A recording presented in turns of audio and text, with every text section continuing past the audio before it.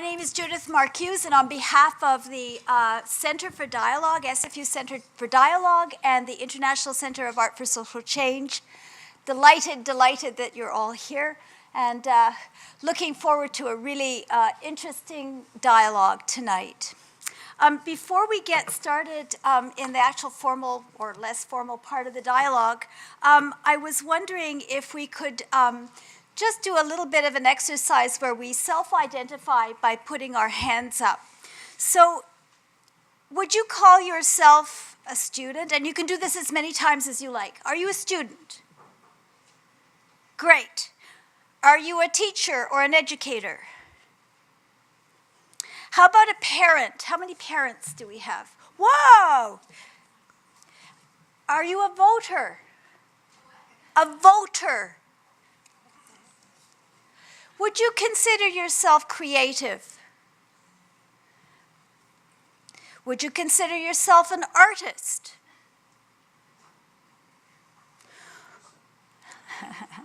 Who works in the field of health? Anyone here? How about in the justice system? Who works with a not-for-profit organization? Who acts as a volunteer? Wow. Who would call themselves an activist? All right. Who would call themselves a good organizer? We have a lot of A-types in this room. Who finished high school and didn't go any further?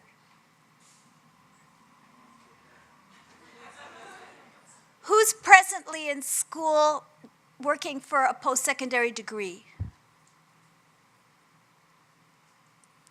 Who did not use a computer today?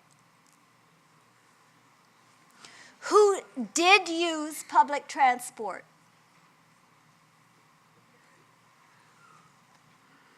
Whose first language is not English? How many people were not born in Vancouver? Wow. How many people were not born in Canada? Interesting. Who is in pain right now? Who's having some discomfort? Who's hungry? Hopefully, our conversation will feed you substantially so that you won't feel it quite so much. Who's hungry for change?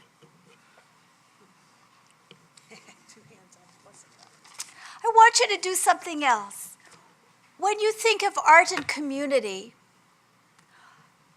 cultural development, art for social change, what's a word that occurs to you? Just shout it out. Connect. Respect. Meaning. Building. Involvement. So, what dynamic?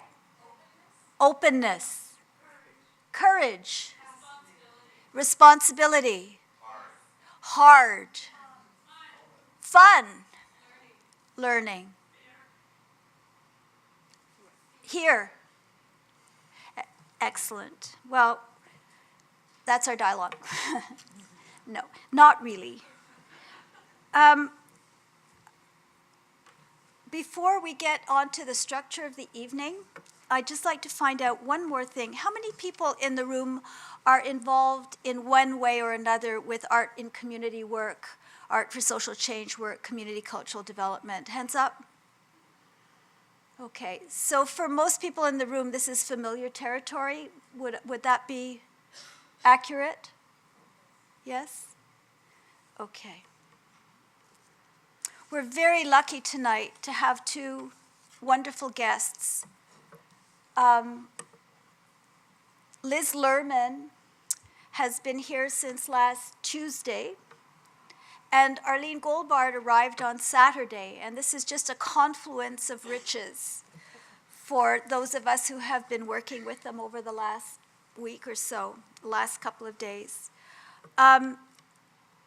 both women are senior pioneers in the field of community cultural development. I think most of you probably will have read about their work or read their work. Liz is a pioneer in the field of art and community, specifically through dance. She has worked with shipbuilders, geneticists, with youth and elders, in coal mining communities and hospitals and on stages around the world. She's worked with physicists and farmers. And she's just written a book. And hopefully we'll find a moment during the evening for her to be able to read from that book. I don't know if you know, but Liz is a recipient of the MacArthur Genius Award as well.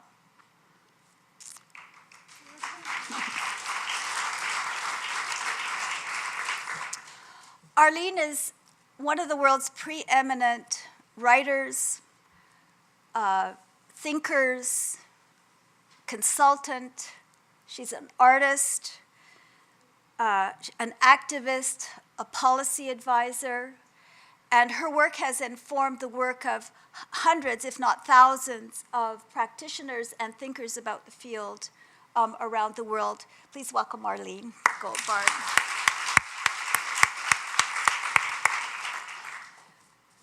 I want to say a brief word about the International Center of Art for Social Change. I'll insert some more information later if it seems appropriate. But the center is a partnership between Judith Marcuse Projects and Fraser University. It's a global hub for people who are doing art for social change work in their communities and for people who are interested in the field, who are working with these people or who would like to work with these people. It's a center for learning, for networking, for widening the circle around the practice, for research, and we're just in our infancy. I urge you to go to our website if you're interested in finding out more, and I'd be delighted to speak with you about upcoming activities and the vision for the center. We thought that we might start off tonight by just having a bit of a conversation, because we're three of us old friends, but we've never, the three of us, been in the same place to have these conversations. And some topics have kept coming up over and over again about the field, things that are sort of in the air right now. And Liz, maybe we should talk a little bit about the hierarchy of art and community, cutting-edge art, elitist art. What's happening in that conversation? We're all, I think, aware of the fact that the conversation is still around, is it art? What you're doing, if you're working with community, in community, if you're doing cross-sectoral work, if you're not exhibiting in a gallery. Do you feel that that sensibility is still a problem for us in the field? Well, first, hello. Oh, wait, I have to do this. First, hello, everybody, and it's nice to see you again. Some of you I've been seeing every day, which is a pleasure, and thanks very much for being here. I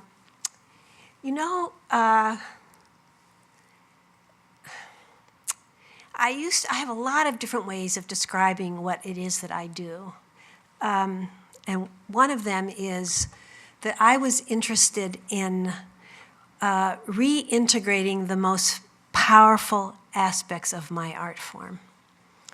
That if I practiced my art as I was trained first in classical ballet and then in the contemporary forms, and that's all I did with it, I would be a much more narrow, well, thinner person, which for all I know would be good in my field. But it would be, it's as if we said, let's take the therapeutic function and we'll put it over here. We'll take the liturgical function and we'll put it over here. We'll take the power of the social function of people just dancing together at weddings and we'll put it over here. And pretty soon what's left is indeed what I got to train in growing up. And it is wonderful. It's just narrow. And it turned out that when I needed to make a dance about my mother's death, and I went to my very wonderful contemporary art toolbox, there was nothing in it to help me make that dance. If I wanted to make that dance, then I had to travel to the senior center to find old people to be angels welcoming her. I had to travel into medical circles and understand what had happened with that cancer and how I wanted to represent that. I had to go out. And once I went out, there was no going back. So I know that we get defensive, and I know we may feel belittled by the hierarchical state that the world is in, but I think there's a way to challenge it by doing our best work, by doing it with beauty and with courage, and by demonstrating the power of what the work is. Because we may find ourselves wanting sometimes to be in a gallery, and sometimes wanting to be on stage, and sometimes wanting to be in a hospital. And that, to me, is the power of being an artist. So we have, a way to be a stranger in every land.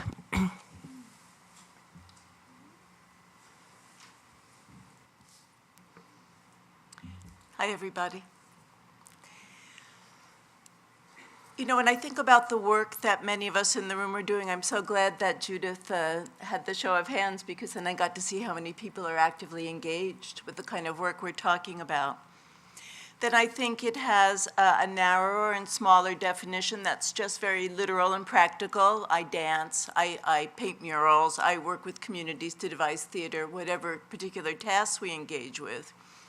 And then a very much broader and I would say higher purpose, which is to bring about a new moment in human civilization, and a new moment that's characterized for me by the integration of all of those specific ways of being that Liz mentioned.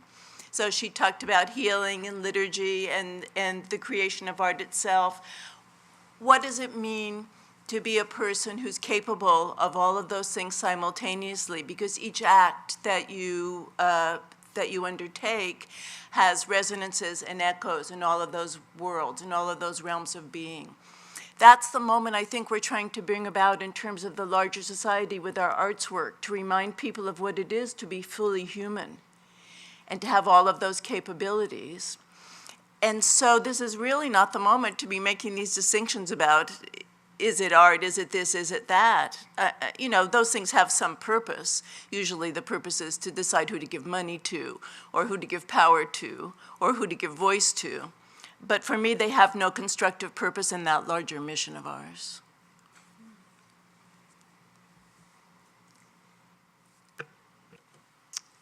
I would like to invite you, just on the basis of this very preliminary set of ideas, to turn to your right or your left, if you have no one to your right, and just take a brief moment to exchange some ideas with the person beside you about your feelings, your thoughts and feelings about what you do and what the resonances are for you in your work and for the people. What are the attributes of your art? How would you characterize what you do? What are the effects of what you do? What are your assets? Just take a few minutes to exchange on that front. Okay, everyone.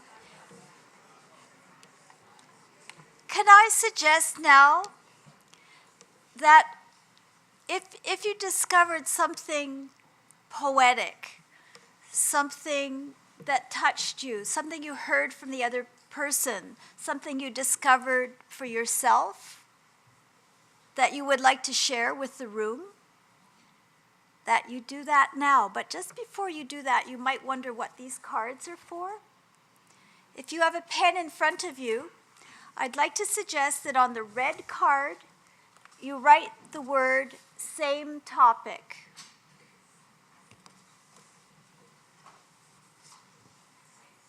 Same topic. Just so that you can read it for yourself. Yellow card, another topic.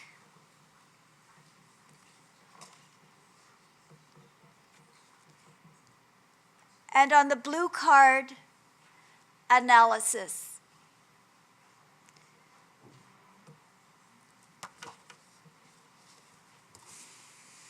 If you wish to speak on a topic that someone else has already spoken about, if what you want to say relates to that, to the conversation that's present in the room, just lift your red card and we'll acknowledge you. If you want to switch topics or you're going to go off on a little tangent, yellow one. Okay. If you want to muse in a very cogent and intelligent way about what you've heard and bring some thoughts together, lift the blue card. Okay? Is that agreeable? Okay, so who would like to offer a thought, an insight, a metaphor, a word that came out of your very brief conversation? Same topic has to come up.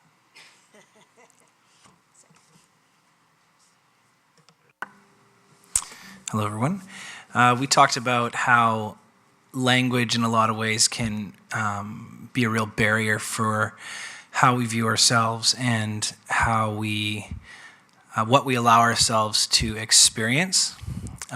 So for example, I'm not an artist as a barrier, but I like to be creative in these ways, which we discussed and found that actually makes you an artist, but because maybe you don't identify with the so-called traditional title, that holds you back. Thank you. We talked about the fact that, in fact, language can be very, very useful, and how important it is to have the right language and to know the right language and to craft a new language, perhaps, in order to communicate most effectively.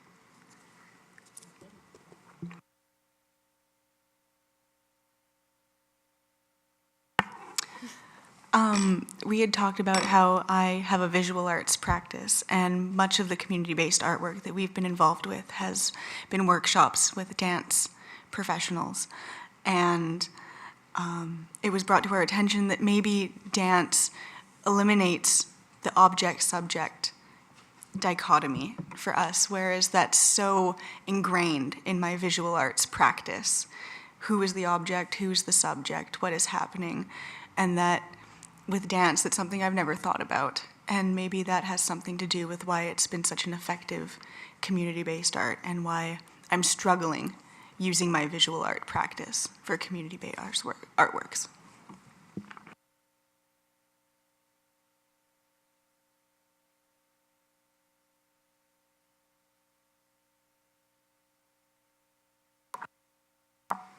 Good evening, everybody. I was telling my colleague here, I feel that this is a really salient moment in Vancouver history to be having this conversation with Arlene and Liz, and that the school, the Center for Dialogue is hosting this, and I feel like it's a turning point in our city, and that feels red, blue, and yellow.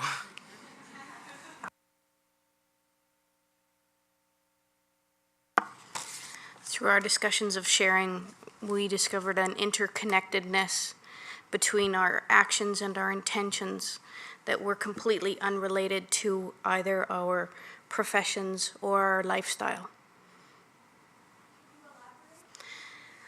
Well, we shared a little bit of, your question, and it came down to I spoke of how I put myself out in the world is trying to bring humanity into what I do. And another woman shared about bringing heart to someone. And so the third woman said something else, and it just, we all did different things, and we all have very different lifestyles.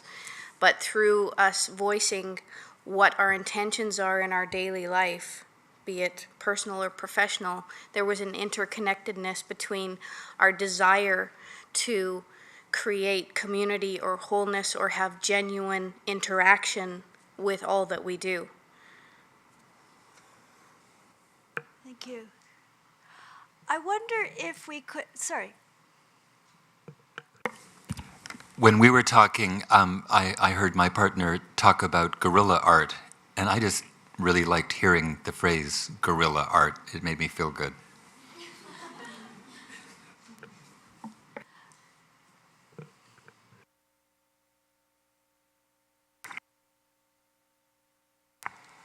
Hi there.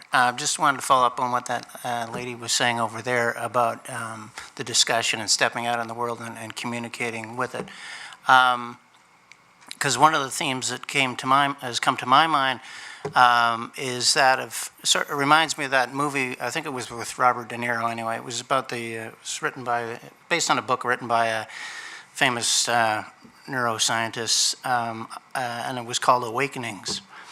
And the idea that people can be kind of, metaphorically at least, asleep, and then there's something that happens that wakes them up, and they surge into full life.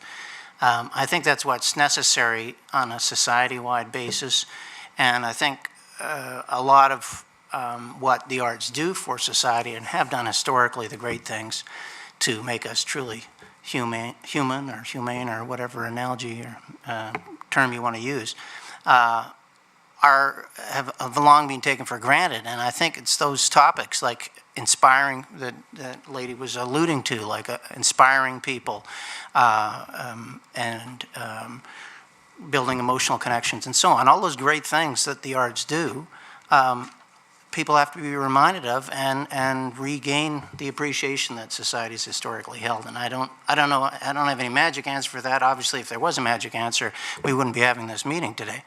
But I think that's, a big part of the whole catalyst of the situation. Thank you.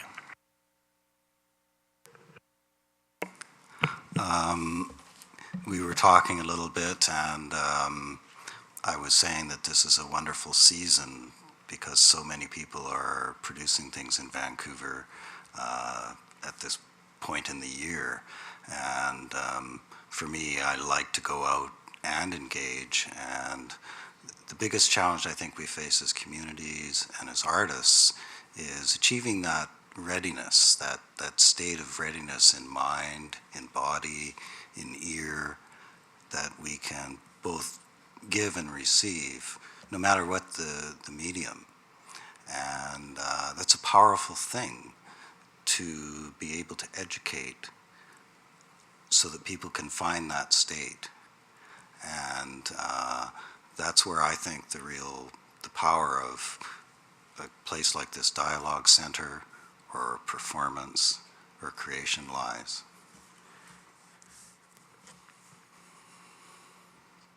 Hi. We were talking about, and we just ended up saying this at the end when we got cut off, so we didn't have a long conversation about it, but that what resonates most in terms of the work that Tamara and I do in community is the process, the process of art making. We've both worked with a group of seniors, and we've both worked with groups of youth, and really what the thing of it is, and where the magic happens, and where all the meat of it is in the process of art making, which is an incredibly creative process. And it's less, so the outcome is sometimes, up to, in terms of my own artistic standards, maybe not up to artistic standards that I would personally like to have in my own art making. So this was just a question that I was thinking of, and again, we didn't get to discuss it, but it just makes me, it's an interesting question when we talk about the dichotomy between, like professional arts world and community artists or subject, object, blah, blah, blah. Just how important is it that the artwork be, I don't know what standard you would even use, you know what I mean? But it's just a question in the room, and it's a question for myself. When I put out a piece, but that's community engaged, and I have my own not reservations, but you know what I mean? Questions. Thanks. I'll stop now. You raise it's a very interesting challenge. On one level, just the fact that you're having it counts. And I mean, I think that artists have an extremely high degree of self-evaluation, and that one thing we don't do enough is harvest how we do that ourselves and share that information with each other, because I think we have means of understanding when we think we're doing well and we're not doing well, and what is that, and we have nuance around that that is probably highly, highly evolved that we don't understand with each other. So that's something I'm really interested in learning more about. For myself, for a long time, I thought I had two different sets of standards for the work that the company might do on a concert stage and the work that we would do, say, in a nursing home. And to some extent, that holds true. There are some things, perhaps. But I started getting more interested in looking what was the standard that was true across the board, across the spectrum of work that I like to make, and I've come up with three. To me, there's excellence when the people who are doing the work are 100% committed and they know why they're doing it. They're 100% committed. They know why they're doing what they're doing. And something is revealed, either in them or in the world or in the institution in which it's taking place, something like that. So you can look at these for a minute. There are a lot of professional dance companies that would not meet that standard. The dancers might be 100% committed, but they might not know why they're doing what they're doing. They don't know. There often isn't any conversation between choreographers and dancers. They don't know. Just do this, do that, do this, do that. But by the same token, let's say I bring you to a nursing home, and I know you'd be comfortable there from what you've already said, and we take a look at some work, and this woman is doing some moving in the corner, and she's making you weep with how committed she is and how much is being revealed. And let's just say I love her, and I'm going to bring her with me to my next performance when you see my company at the Kennedy Center. And I bring her. And suddenly she doesn't know where her purse is. And she goes out on stage and she can't find where she is, and she's looking around. And you, sitting in the audience, you feel like she is being exploited. And you feel terrible. Because she doesn't know why she's there, right? She can't say, why is she there? Now, I have tools to contextualize for her. I have very high-level techniques now, after 30 years of this, in which I think I can bring her to the Kennedy Center. And I can be sure that she will know, just as I have a lot of tools for making sure that any dancer I'm working with at their highest level understands why we're doing what we're doing. So for me, at least for now, those three ideas, with the one about revelation being a little bit more open for play. And then we can talk about some of the other pressures that we each feel. And I guess lastly, I would just say that recently I've been doing a lot of work with orchestras. The symphony orchestras in the United States are, many of them are going to die, and one of the things that they're looking at is maybe they should have a relationship with their communities. And it's raising some interesting issues for the musicians. So we were talking about, for example, site-specific work, which I think is one of the great ways in which, whether it's murals or whether it's people dancing in shipyards or whatever, it's just such a fantastic way to make art really work in all kinds of settings, right? Well, the musicians are worried about their instruments. I said to them, for example, what if they went to a downtown office building in Washington, D.C., and they played in every elevator for a week? they would have such an amazing relationship, right? And I said, well, no, the instruments won't sound good. Because, you know. So I said, well, is there something else in your artistic practice that could be illuminated by you playing in an elevator besides the absolute tone of the instrument? For example, if I'm playing for Judith and she's this close to me, do we suddenly have a different relationship with our audience, and am I going to be a different person, because a different artist because of that? Or when the dancers, you know, we go off performing these places and the floors are concrete, you know, they can't jump their highest. Dancers measure themselves by how high they can jump, and if you're not 100% jumping, they feel terrible. So we talk about, well, what else could be 100% today, not the jumping? Can you be 100% focused on, say, this person this close to you? Terrifying, but somehow then something starts to be revealed. So those are some of the ways that we've been playing with your, I think, really excellent question.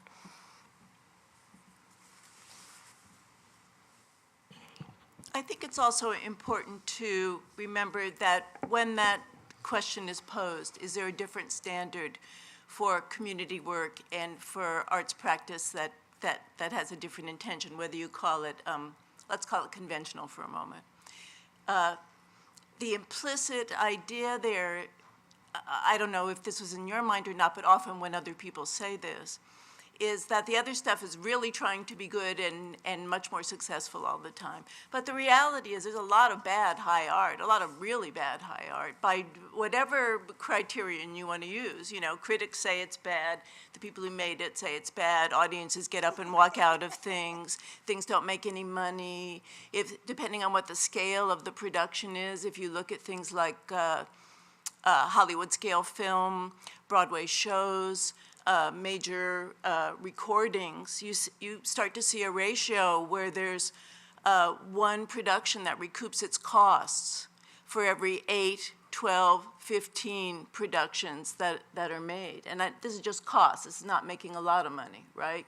So if you use that criterion, then you have to conclude there's a lot of art in the mainstream, in the conventional mode that doesn't succeed by whatever criteria you want to say it should have.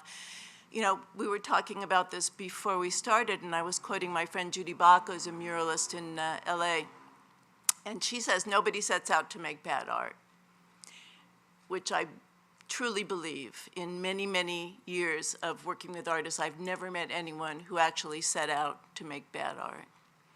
Not everyone's gifts are equal to the task they set for themselves, but of course to fail nobly is also a way to succeed, so you never know what label to put things on. One of the things, just to tie up something that probably each of us up here could do a monologue about for an hour and a half or so. One of the things that I think, in terms of this larger purpose that I alluded to when I spoke earlier, that we want to do as artists who are working in community in the world is give people a glimpse of integration.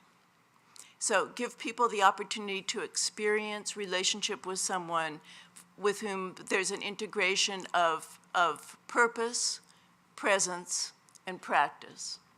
That's why I feel honored to be up here with Liz and Judith, because to me, both of them in their work and in their lives represent a coherence of purpose, presence, and practice that shows me what human beings are capable of, and that in and of itself, regardless of whether the product of a particular set of exercises in a particular moment rises to somebody's standard of what is the best, that's healing the world, that's spiritually enlarging, that's aesthetically enlarging, and that's bringing about the change that I want to see.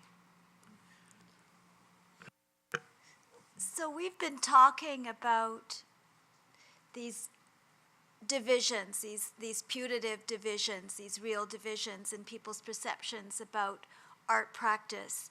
I want to just pull back to a wider shot and suggest that we talk with each other for just a few minutes about why we think art is considered a frill in our culture at the moment, in this moment, in this place where our province has just decimated arts funding, what is it about our culture that says that art is not important? What are the solutions to convincing people that art is, as we must all believe in this room, is an essential part of being human, that the creative spirit, that the life of the imagination is an essential, it's an essence of what it is to be a person?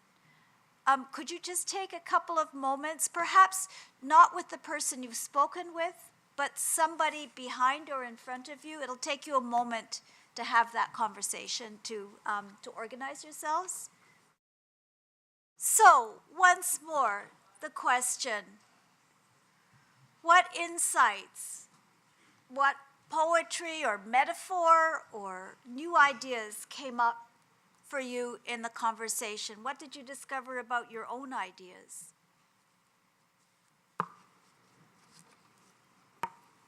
Hello. Who are you? Oh, sorry. Did you ask who I was? No. Oh, I see. I'll go ahead. Thanks. Vanessa and I were talking about maybe we are presuming that people don't think arts are important in our lives and that art is a frill.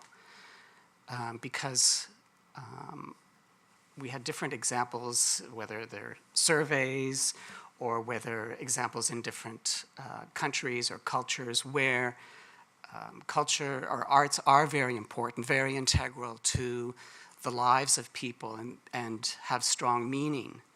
But where the disconnect seems to be is with being able to communicate that to the policymakers, the decision makers, and governments about how necessary it is, how much of a need and want it is to have arts supported in that way.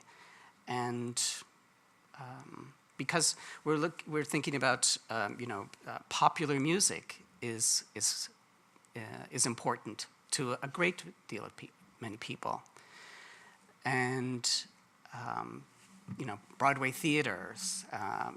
Again, we seem to be in the nonprofit sector supporting arts through a market failure model, and that it isn't important because it can't succeed in the marketplace on a commercial level.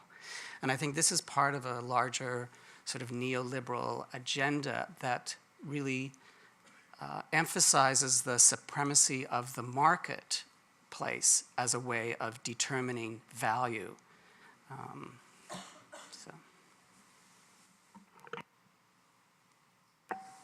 We were talking about a example you gave, Arlene, in our class yesterday about the fish in water who is in the water and surviving in the water but isn't aware that it's in the water, and the reptile outside of the water which is observing it and knows that it can swim in the water.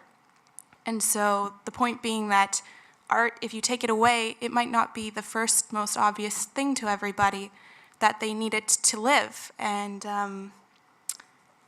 that everything we do is creative, and also that we've been given materials, but all through our existence as human beings, we are creative thinkers, and everything around us that we've created is a result of artistic thinking.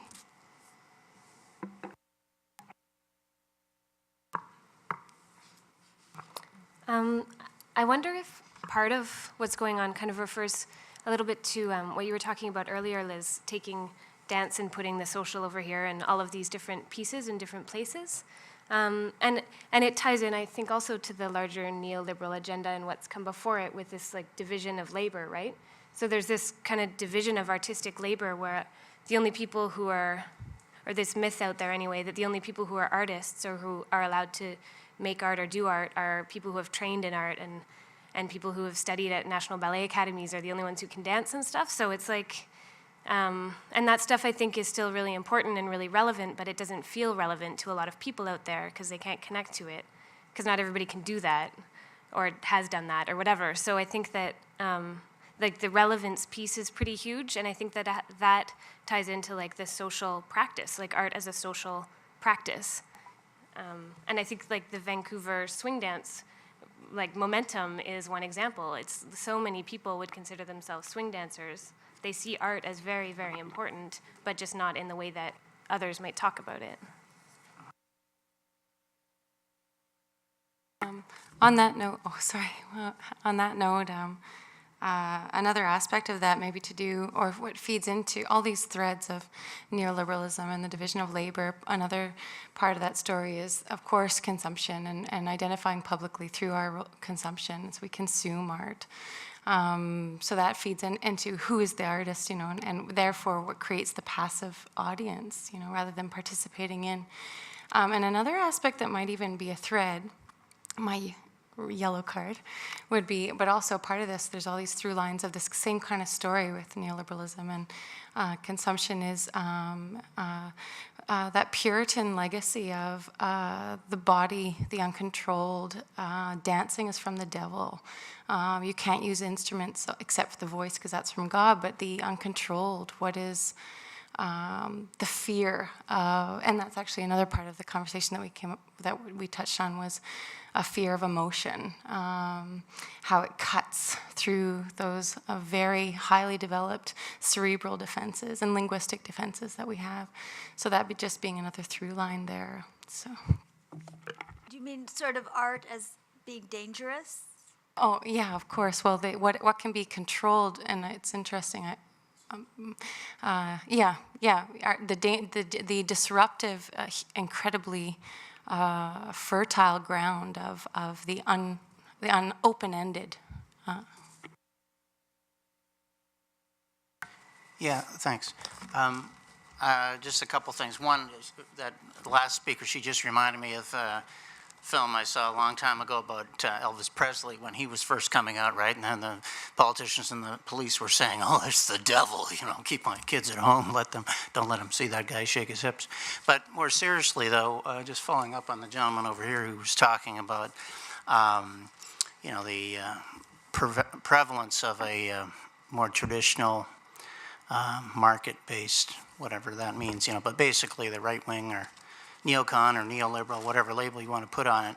I think that if one took it a little bit farther, and if we're talking about fundamental change and waking up society and to a realization of the importance and of art and fulfilling the potential, then maybe, and since traditionally that's through funding of some kind, right?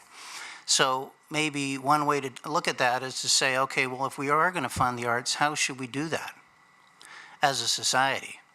And what, when he's talking about markets, that's the definition of a market. I mean, that's the, say, Culture Canada or whatever the name of the ministry is. They're going to evaluate in some way a grant application, but maybe there's some kind of polling mechanism that's better, that's more representative of the true society. In terms of the funding, maybe it should be something like, I don't know, say if 10% of the audience, or however you define. Or maybe there's some totally different mechanism, but I would just throw that out as perhaps devil's advocate comment in this room, but just the idea, how would you fund it? Because that's where we want to get to eventually, is it not? Thanks. I think that in our history in North America, less in Canada than in the United States, there isn't much precedent for the collective commons and the value around public resources. So when you ask why currently in BC is art being defined so much as a frill, I would say that all of the collective resources or public resources are under attack right now by our government.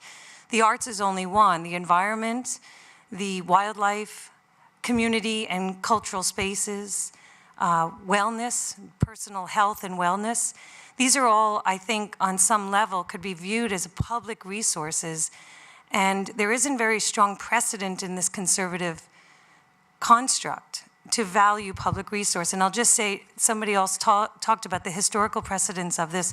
I just want to say that there's an image that I have of in the north, in United States Southwest, when it was settled by Mexicans prior to the American settlement of that area and taking it over as a government. There were the ejido, which is the common land that the community farmed. And it wasn't divided privately. Homes were owned privately, but the land that was actually farmed was owned collectively. And we don't have in North America much of a precedent of that. So I think we're very much at a disadvantage in trying to figure out how to place value as a society on public resources. And the arts are part, I think, of a public wellness framework. Thank you. I think I'm going to invite Arlene to maybe speak about a new way of thinking about art in our culture that may be relevant to our discussion. Arlene, would you like to?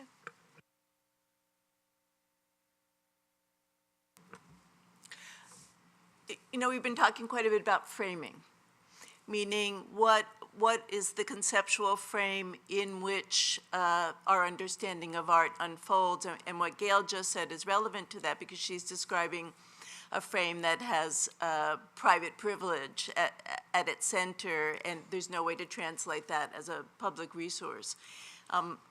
It's instructive to look at the history of how the elite frame of art funding as it's unfolded has developed. I mean, if you look in the United States, for example, if you rewind maybe 150 years ago, you see a typical concert would have been someone read a poem, someone sang a song, there was some sort of a dance performance, there was a showing of an oddity of some kind, you know, a special bird, a two-headed calf, stuff like that. All of this was mixed up together in the typical program. And at a certain point, there was a decision to classify and purify these cultural offerings for a very specific purpose. Henry Higginson, who was the founder of the Boston Philharmonic, which was the first symphony orchestra in the United States, at a certain point he sent out his subscription for the establishment of the orchestra to the people of wealth in the Boston area. And I'm quoting him literally now. He said, "We have to educate and save ourselves and our fortunes from the mob."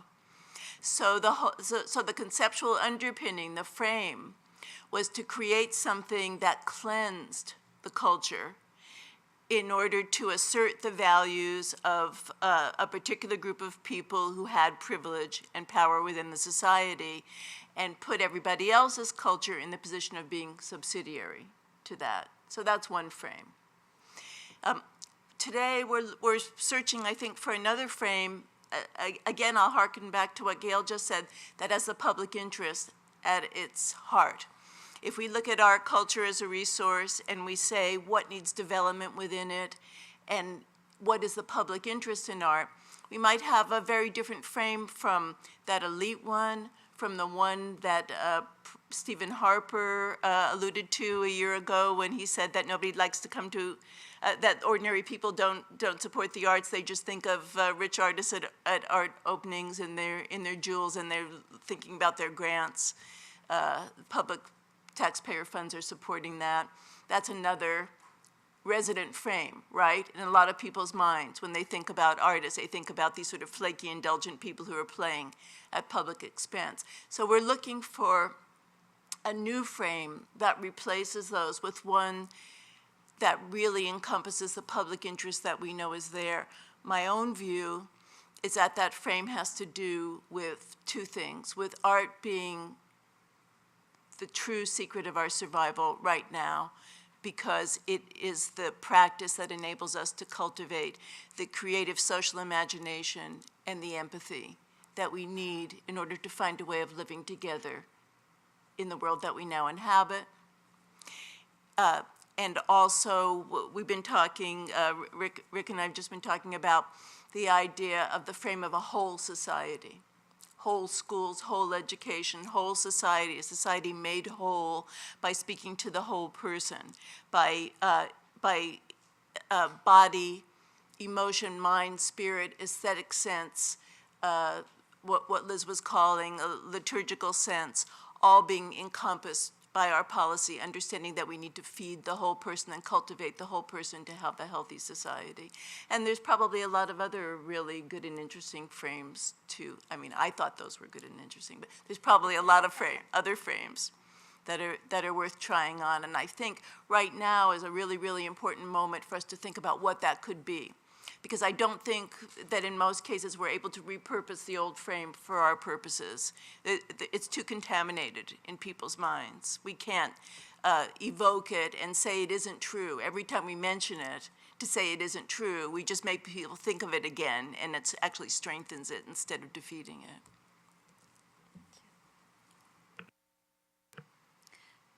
Just to give a little opening of light here, to say that there are countries and places in the world where this notion of reframing is happening. There are government policies that are putting artists in prisons, in police forces, on city councils. There are social innovation groups of business people who are telling stories at board meetings before they start doing the business of the boards. I think we're at a tipping point right now where people are very hungry to see the world through another lens, because clearly the old lens is insufficient to deal with the urgencies and challenges that we're all facing, either in our local communities or on a global scale. So my sense is if we can reframe the place of art in a new and fresh way when we talk about it, that it won't be that hard to convince a lot of people. But my major sense of things is that the best way to convince people about the transformative potency of art practices is to invite them in, to experience. It happens so quickly.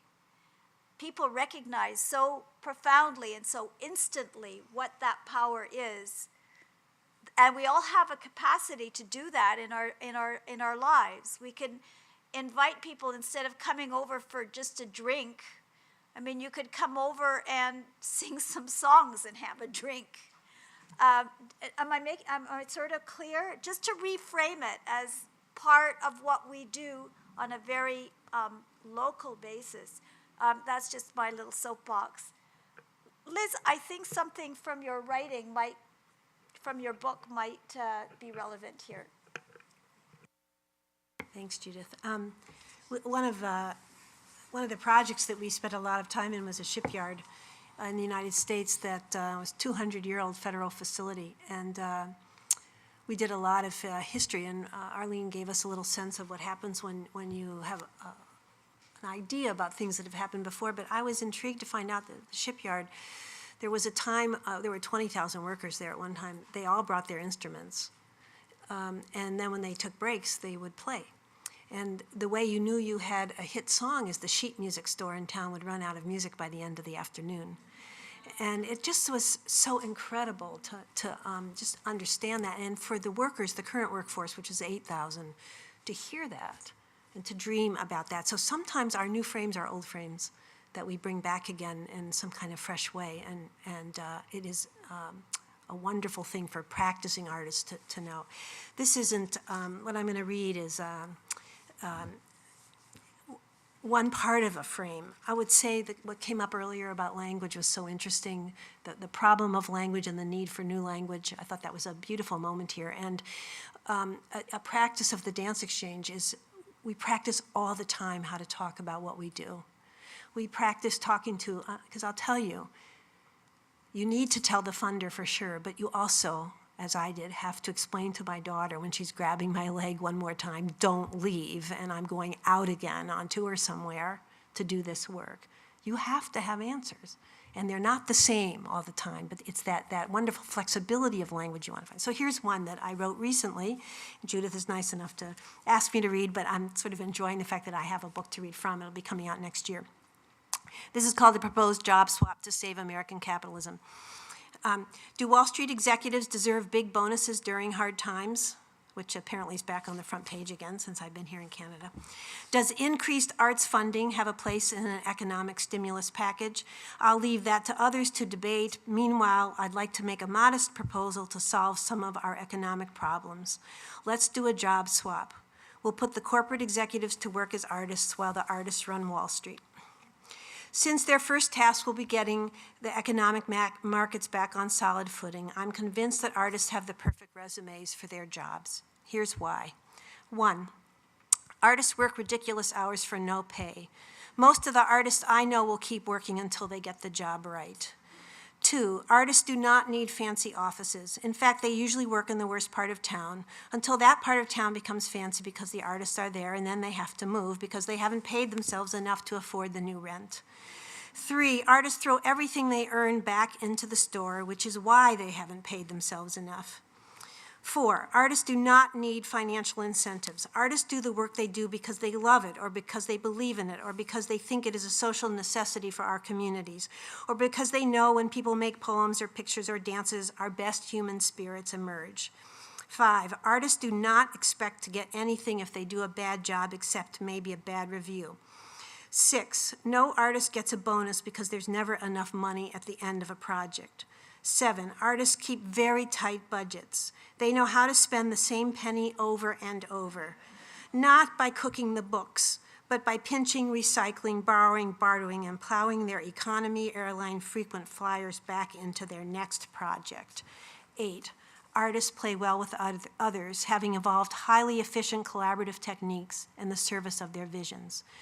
But they're also very independent, delivering great things even when they work alone. Meanwhile, in their new capacities as painters, poets, cellists, and choreographers, our Wall Street executives might be experiencing a combination of culture shock therapy and ethical boot camp. Artistic practice may force them to discover what they really believe in, because the combination of introspection, discipline, and craft that fuels an artist's work, and it is work, puts people in a very demanding state of truth. Doing what artists do every day, some might find themselves in overcrowded classrooms, excited to share their practices to help young people discover that they actually can learn. Others might be sparked to help communities solve problems by bridging differences through the unique power of their art forms. Those who have been lucky enough to get funded for their work will likely be staying up nights filling out multiple forms to prove the exact use of the money that they have been granted.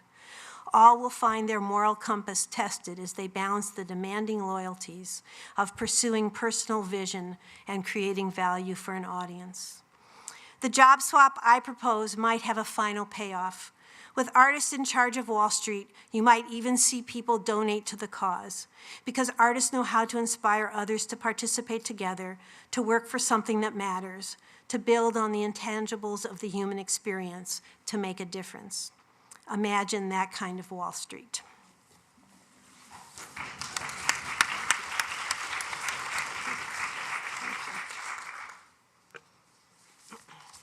I wonder if this might be a good time to think in a very personal way about a moment when our experience of art in some form or other was transformative for us as individuals, not in community. I have a question.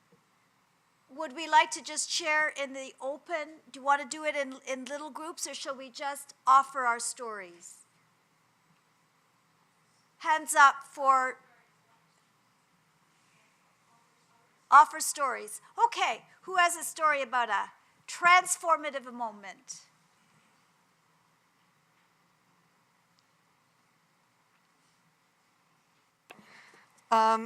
Well, there are so many moments, and in the work that I do, there are moments every day. We had an open rehearsal last night of our performance. We are working in community right now, the group that I work with, and it features multi-barriered, culturally diverse youth, mostly from East Van, in an interdisciplinary performance context. And in our open rehearsals, I always say that I throw them on stage whether they're ready or not. And we really felt not ready when we started last night. And we were all transformed by that experience because they were more than ready for that experience. And the audience was beautiful and ready and receptive. And the Q&A feedback session afterwards was also quite compelling. So to pick one moment is, I think, so difficult. And I think that when you allow art into your life and you're open to it, that there are countless moments, and that's a good thing. Thank you. Perhaps someone who hasn't spoken yet. Somebody else have a story to offer? When I was in junior high school, my school received a $10,000 grant from the Alberta government back when there was money to spend. And it was a terrible performance, really. I mean, 14 and 15-year-olds who had never sung or danced or worked together in their lives. And we did our dress rehearsal. And isn't the saying, a bad dress rehearsal equals a great performance? But it was truly bad. It was truly awful. And no one wanted to go on the next day. We had 4 performances to do. And backstage fear-mongering and rumors. And, we all hated our director. And we all hated each other. And we just wanted it to be done with. And then the minute that we finished our first show, our first real show, there was this enlightenment on everybody's faces. We did it, we really did, and it wasn't the end of the world, and everything does work out in the end. And I carried that on for the rest of my life. Well, it all does work out in the end. It always does.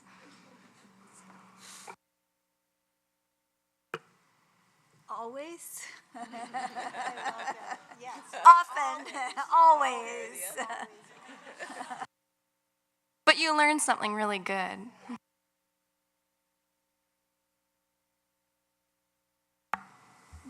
When I grew up in a family of woodworkers, and when I was young, about 8 or 10, this is an allegory that gathers a lot of experiences. I had a block of wood, and I looked at my father and said, "What should I carve?" And he said, "I don't know. Just pay attention and go where it wants to go." And that was a big teaching, a big discovery. And then when I was 21, at a New Year's Eve party, a man who was maybe 6 years older than I said, "Sky, do you know what you want to be?" And I said, "Well, I think I want to be a writer." And he said, "Do you have an idea?" And I said, "No." And he said, "When you get an idea that won't let go of you, then you'll be a writer." So when I was 29 in 1979, I got that idea. And it was that idea that shaped the rest of my life. And working on finding the forms for the idea, what the process revealed to me, how I've come to deeper and deeper understanding, how I've had to work through resistances in myself. That idea has been the core of my life, and it was a huge, huge experience.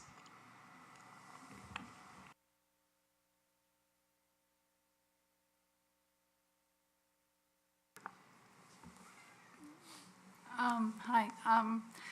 I was driving one day listening to CBC, and they were interviewing people who had discovered these pianos that this artist installed all through London, England, 32 places.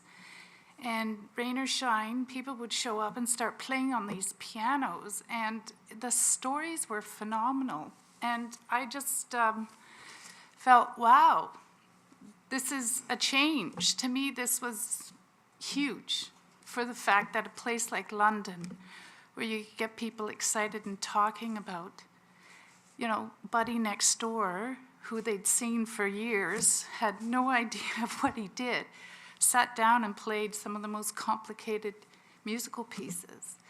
And people were lining up, taking turns from chopsticks to, you know, Beethoven, and it was very interesting to hear, and I got excited about that possibility, that something so simple could inspire and motivate people in a different way and get them talking. So when we were talking about language and dialogue, it was really about how they express themselves, which was the storytelling element, again, being CBC. It was interesting to hear because they were all ages and they were just common people, but they were really excited about it. I was just recalling 100 years ago when I was in elementary school, and we got the horse and buggy. We used to have a program here in Vancouver called Symphony in the Schools. And we also had a junior high school system, and the junior high school was Hamilton in North Vancouver that I eventually went to when I entered junior high. But we were bused to the junior high school, and the Vancouver Symphony Orchestra played there on the stage in the gym, and we all were introduced to orchestral music at a elementary school age.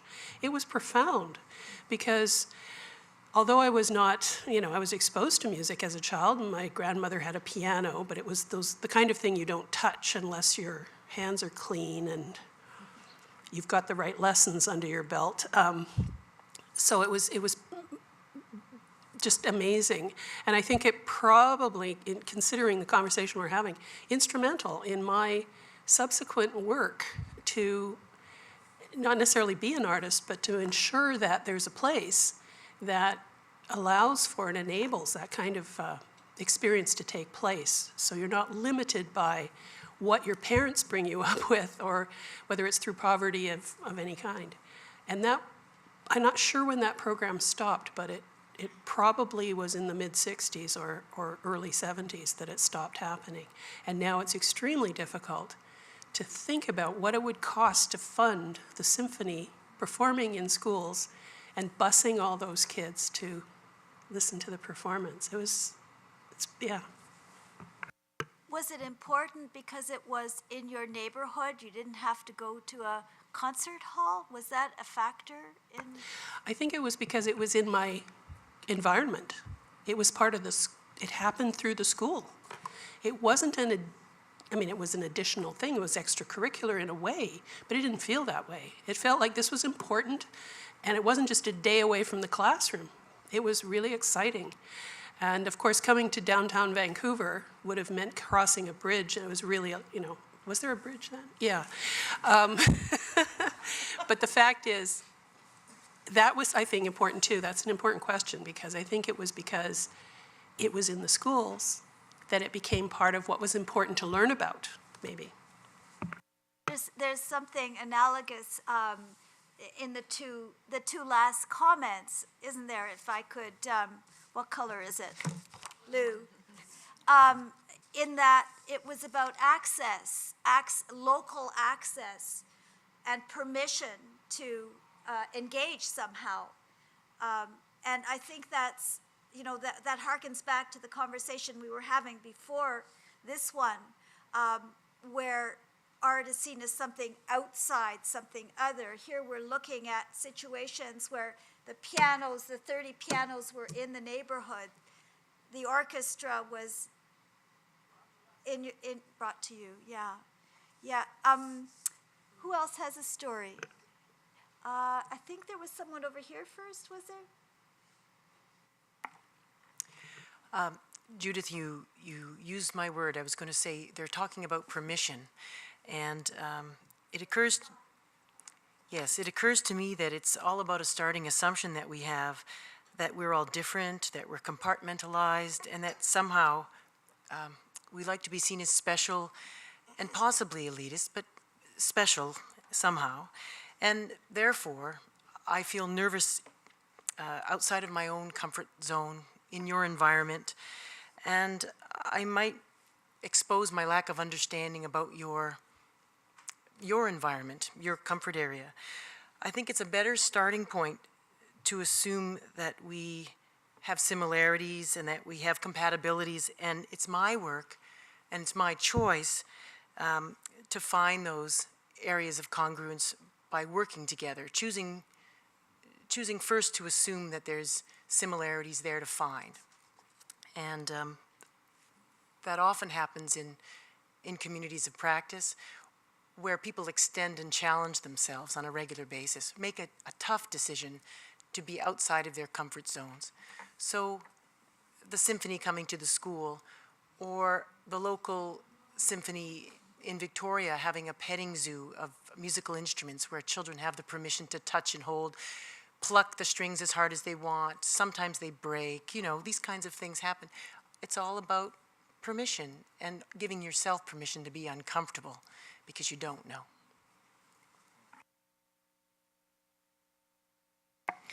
Yeah, this is a sort of a continuation on the same theme. I remember some years ago, about 3 or 4 years ago, when I was on tour with my company and we do a lot of children's theater. And in that tour we had, the kids would get bussed in to the theater, which was great for them. It's an opportunity for them to be in a theater and outside of the school environment. And after one show, we did a question and answer, and one kid puts his hand up and he said, when you were doing your TV show, how did you do it? And I just thought, wow, this is like kids who are so used to being in front of a screen that any performance is sort of, in their minds, seen as TV or on the computer or something. So just in terms of, having accessibility for like hands-on, we invited them up afterwards to see the props and to show how, where the puppet came out, how that works. And I just thought how important it is for that kind of accessibility, for that kind of hands-on, for that kind of understanding of the art form, and so that it's not so removed, especially with kids in society today where everything is so on a screen.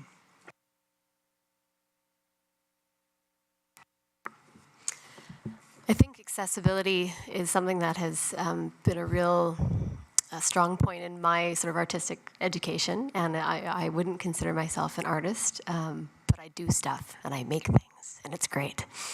I grew up with a father who was known as the singer on the roof. He was a master carpenter, he was a jeweler smith, he was a hairdresser, and he was known for being up on our roof and singing goodness knows what, changing words to songs, calling out to neighbors and people. He was known as that man who sings on the roof. And roller skating and singing and things like that. But that was a major influence for myself. And then my grade 4 teacher used to sing.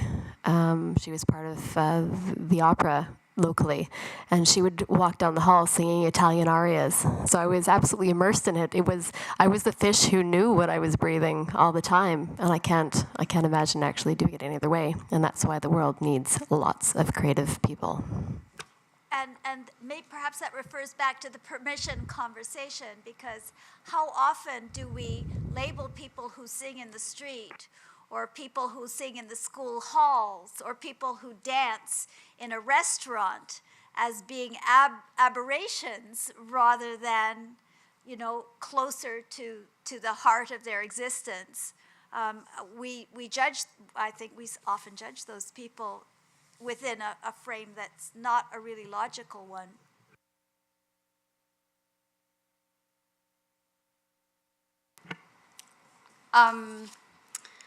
I think it's on the same topic. I'm actually not quite sure. But speaking of things in schools and seeing a creative person and thinking maybe they're crazy or an aberration, back when we were talking about that first question, I was thinking maybe one of the things that is difficult that divides artists from other people or people with money or whatever science is from the very beginning when we're little kids, we're not really encouraged to use our imagination as I'm not very eloquent, I'm sorry.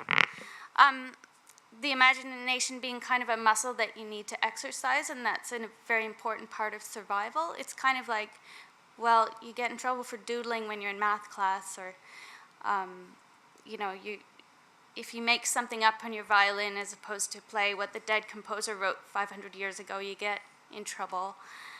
And I think if we started off in life with a bit more encouragement that using your imagination and actually practicing that is building a life skill instead of just being off in the corner being weird, I think that might actually make a big difference in how everything works.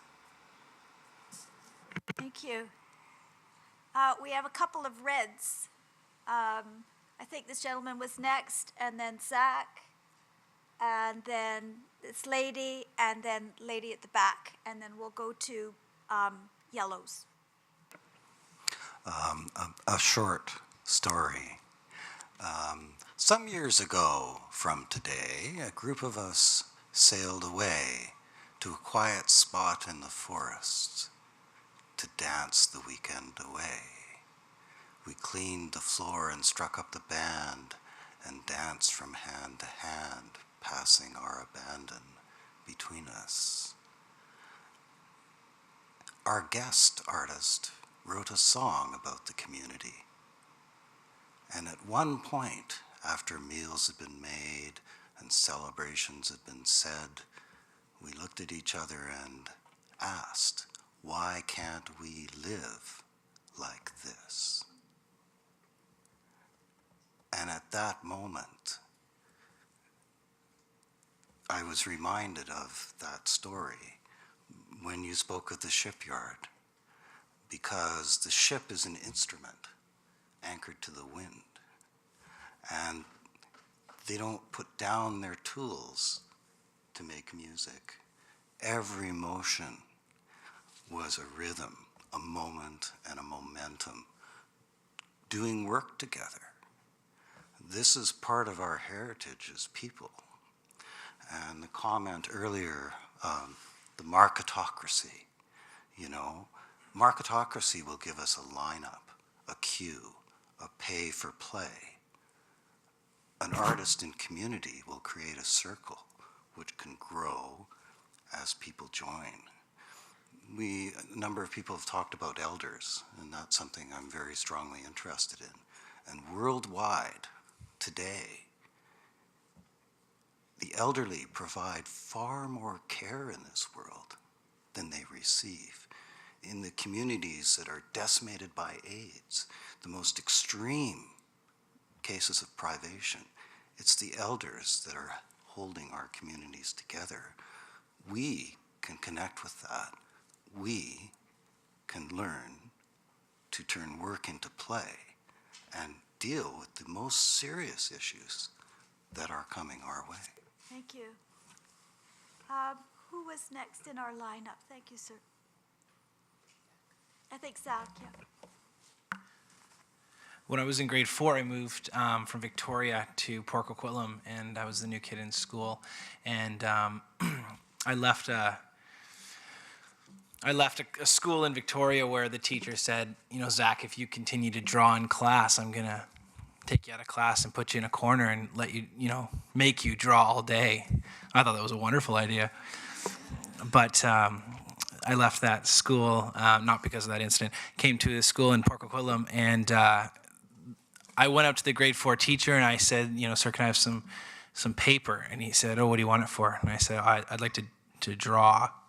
And he said, come with me. And we went in through the gymnasium to the back storage room, and there was a sort of a wall bookshelf filled with different art supplies. And he pulled out a stack of what I thought was probably the most expensive, marvelous artistic paper. It was coffee colored and had a texture and had a nice weight to it. And I'd actually never drawn on anything like that.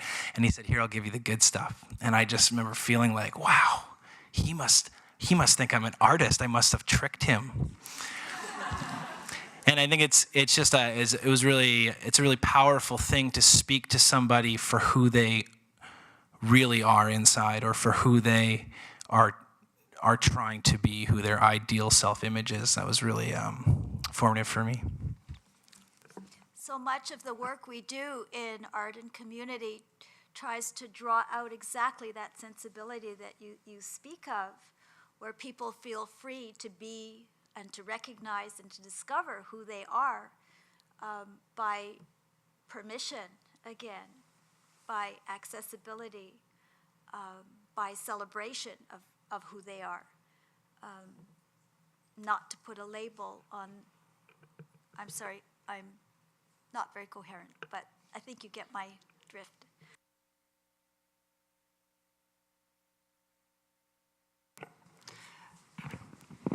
I'm not used to talking, but I was thinking about the permission, how important it is to give permission to ourselves to do something artistic, how important it is to give permission to waste those art materials, because in the process of creation you might not use up all the paint that you put out, or you spoil that beautiful piece of paper and you don't feel you created something that you've envisioned.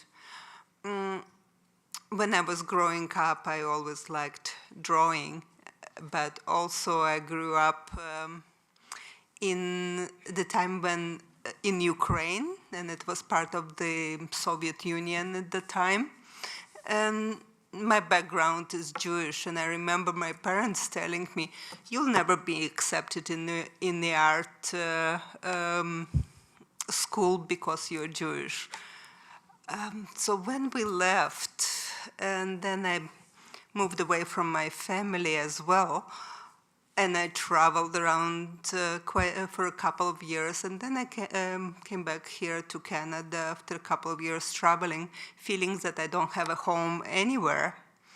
And out of desperation, I gave myself a permission to go and study art. So the point of giving permission, somebody giving you permission to create, or yourself giving yourself a permission, overcoming that, no, you can't do it, is very important in any kind of artist's life. Mm-hmm.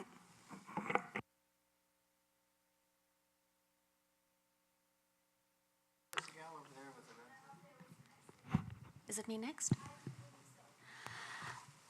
I, at the moment, am an integral coach, and I'm also a speaker. But if I look at the trace in terms of giving permission that has been coming through, what I've realized as I was growing up is that I needed to give myself permission to be an artist. And the ways that I've tested it, because I've only had 3 years of dance training 30 years ago, but I see myself as a dancer. And I've been in moments where I've been in personal development workshops where there's just been talk, talk, talk. And I've wanted to express myself, that I've actually plucked up the courage because something was stirring inside me, deep down in my spirit, that needed to come out the way only I knew how to bring it out, through movement. And in those moments, and I feel myself blushing now because it's exactly those moments I'm recalling, where when I've got up and just felt the courage of the dance coming through, that when I've been who I am, artistic in my expression, that it touches people's hearts and it brings a tear because it stirs their souls. And I've done that in 5 different experiences across the world. And what I'm really wanting to bring across is if we can teach our children that they are artistic, that they can believe in themselves, that they have something, a spark of the divine inside of them, that if they allow themselves to express that way, they can bring magic into their world. In the corporate world now, I bring dance in through speaking about dancing with clients. And so an invitation to each one of us is, what is the spark we want to bring? And to link in with what's being shared here about how we bring it into community. What I do now is do it through sacred dance in church. Some people think I'm really on the edge, and I don't care, because it's how I need to express myself. If I'm worshiping, it has to be through dance. And so we take ourselves where we go. So I wanted to say thank you to the forum here for allowing this kind of discussion to happen, where we each can just say, where is the courage coming from? Well, it comes deep from inside. And will we step forward? Will we bring it? Will we bring what we are and who we are, where we are? Because that can make the difference. Thank you. Thank you. We had some yellow cards up. Sorry, I think we'll move on, Vanessa, if that's okay. Can you take it? Thank you. To finish, and about the piece about permission, I just gave it to myself, thank you. Yes, thank you for sharing with me. I read something recently that Jill Peirce, she's a woman that does a lot of work around sacred sound and singing, and thinking about singing, and she wrote that there's this time we're in right now where we walk around in isolation in headphones, jamming the music into our bodies instead of letting the music out of our bodies. And I thought that was such a startling image. And I have to say, it was one of the things that gave me courage to consider my own new relationship with my own artistry and making a community choir, which is starting November 6th at SFU, for the SFU community as we prepare for Woodwards. And it was everything about Jill Peirce's image of us wanting to be with the music, but not letting it come out of us. So part of my invitation, I match your invitation, is that next time you are walking down the road with your headphones on, sing out loud. Let the people you're passing by hear the song you're carrying. Thank you. We had some yellow cards up over here, it seems to me. Are they still up? Hi, I grew up with a very musical family, but we're all amateurs, I'd say. Well, except perhaps from my overachiever sister. But we were really kind of performance oriented. There was that sense of, yes, you take your lessons and enjoy the singing, enjoy the music, but there's definitely a right way and a wrong way to do it. Despite that, I loved music, and I still love music. And as I grew up, I'd say my transformative moment came when my husband and I had moved to a community where we knew lots of people in the community. We had family there, but we didn't have a close friend group. And so we joined some choirs, and that was okay, but it wasn't great. And we joined a musical production. And that was transformative because of all the people we met who were involved in the process. So it wasn't the production, it wasn't the presentation, it wasn't being on stage, it was the fact that we made so many friends during the process, friends that we still are friends with today. And I think that's a really important thing to remember when we're talking about arts and community, because now I'm really fortunate to have be working in a nonprofit, and we're involving arts and dialogue together. Without kind of seeing how they can blend, how arts is so integral to humanity, and humanity can integrate better through use of the arts. I wouldn't be able to take my two loves, which are music and working with an immigrant serving agency, and putting those two things together. But because I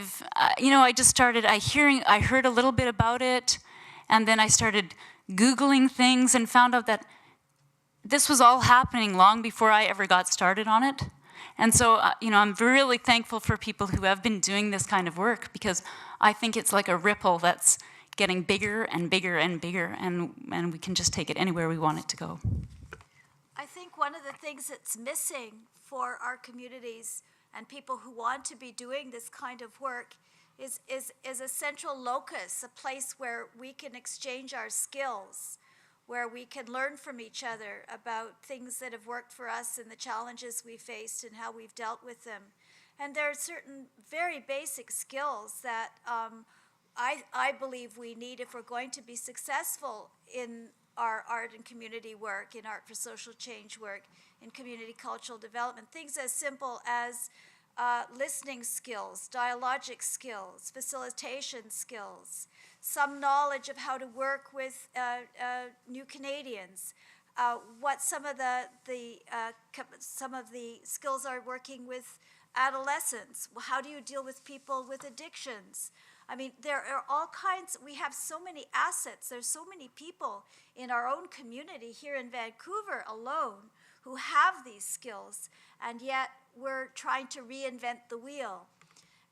This is true globally as well. And so one of the things we're trying to do at the center is to provide a locus where that exchange and that learning can happen. There's another gap, and that is that there's all kinds of research that's been done around social innovation, around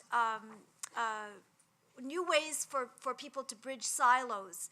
In the business world, there are all kinds of very interesting conversations going on right now where the arts are not present, where business people are talking with social innovators, with community activists, with people who are working in the health field, in the environmental sustainability field.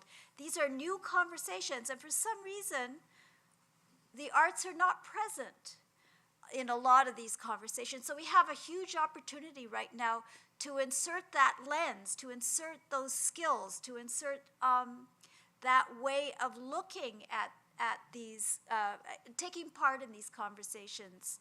I'm off my soapbox now. Yes. I work in the realm of arts and business and have been studying that relationship for over 10 years and experimenting and exploring the role of arts in business and pioneering arts-based learning. So I would argue that the arts are present in business, in the realm of social innovation, in the realm of leadership development, team development, learning how to collaborate. And I personally engage people in painting, in boardrooms, and in trainings, in the training of leaders and managers. And so a question that I have asked and other people in arts and business ask is, what can we learn from the arts that we can apply to business? Or what can we learn from the arts that we can apply to leadership? So it's the idea of metadisciplinary thinking or transdisciplinary thinking, to take principles and practices from one domain, from the arts, and pair that with business or government or leadership. So Gregory Bateson called that having a double description, so that when you combine two different domains, art and business, or business and science, or art and science, you get a double description which gives you more breadth and depth. And so this is being incorporated in business, government, and education, actually worldwide. And there is a tribe of people around the world who are, they're researching this. There's arts of management researchers from universities. They have conferences all over the world. There are practitioners and there's academics who are writing about it. So there's this whole world. And so I just wanted to add that to the mix. Let's have a coffee.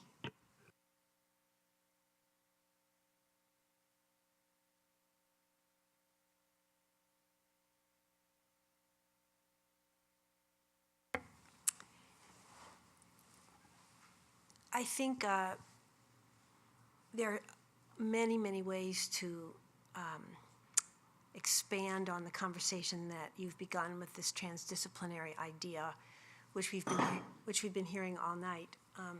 Sometimes I like to think about these permeable membranes, and right at the border between these fields you're discussing is where all this wonderful action is. So religion and art, or art and science, as you said.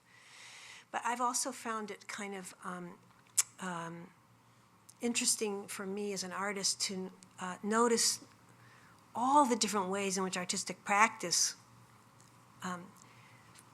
supports my own living in my own life, outside of the studio, I mean, and see where that goes. This is just a little story from one of the little side stories in this book. It's called Scene at a Bedside. I was in Milwaukee, where I had grown up, because I was to be a keynote speaker for Theater Communications Group annual meeting. I decided to stay with my stepmother, whose own mother, Catherine, was in the last stages of her life. We went to her bedside and spent the last night of her life with her. Somewhere around 2 a.m, I heard my stepmother announce, "Well, it's over." It was true, her mother had stopped breathing. We began to cry a little, and then Catherine started to breathe again. "Oh," I said, "she's rehearsing." Maybe she was, maybe we were. I know that my stepmother got an extra hour of life with her mother, as well as a glimpse of what the world would be like without her. This is a precious thing, and this is one of the most powerful aspects of rehearsing. When everyone is committed fully to the project, the room is filled with small and great opportunities for gaining insight into life's mysteries. And sometimes I think it's our capacity to help people see those little relationships that make them then really reconfirm, oh yes, I'm an artist, or yes, I can have this in my life. And of course, we have these things a lot. I'd just read a little tiny other one, if you don't mind. I got a letter from a young woman who I taught in a workshop. She's at a program at the University of San Francisco, which is, their art program is called Art and Social Justice. So if you get a degree from them, that is the program. And she was doing a lot of work in prisons and working with women in rehab groups, and she had written me because she wanted to know whether I thought she should get a degree in therapy, because she was feeling that a lot of the work that she was doing was, should she get this? And this is what I mean about right on that border, right on the border between artistic practice and, say, healing practices. So I'm going to skip the beginning part of this, but I respond to the fact that she sent me the email, and I do some backing and forthing. And then I said to her, there's a few ways I like to think about this question, because I get this question a lot, or versions of it. In the beginning, I used to say that all artists do art as a way to feel better. From the very start, I'm sure I turned to dance as a way to improve my own condition. Even as a small child, I saw that twirling made me laugh, that jumping made me enthusiastic, that holding hands and swinging someone else made me feel connected.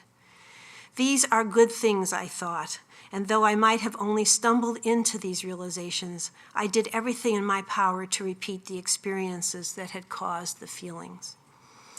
When I actually started to take dance classes, I found a few other things very quickly.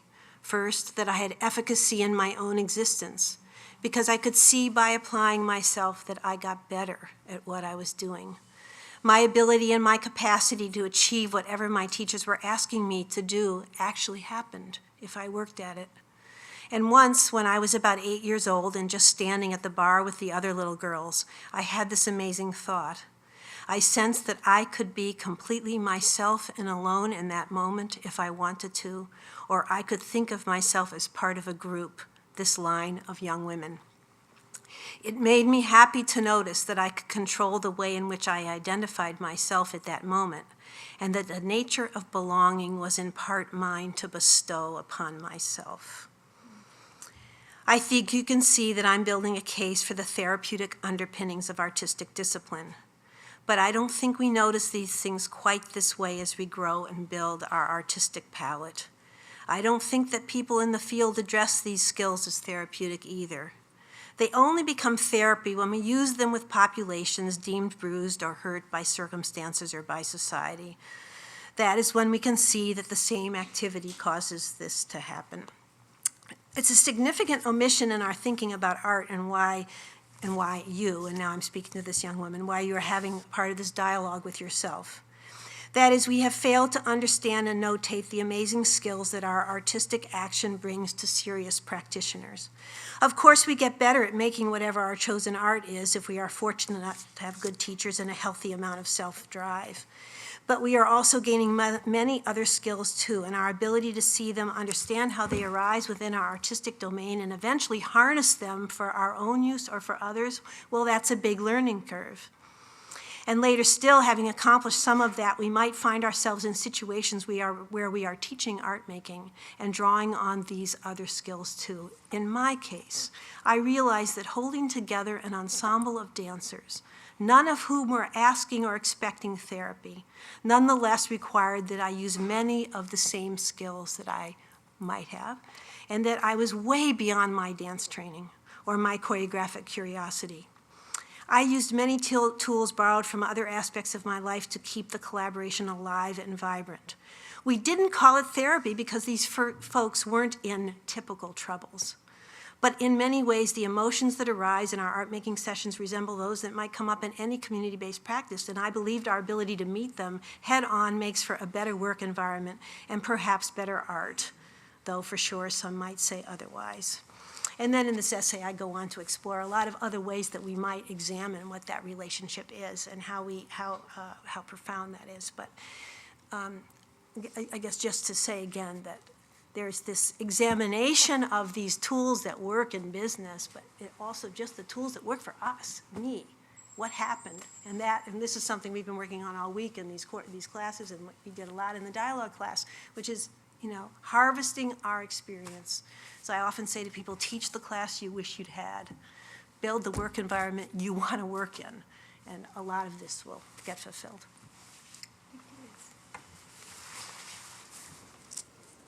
It's after 9. We've been talking for 2 hours nonstop. Hooray for us. Could we just all stand up for a second? Would you mind?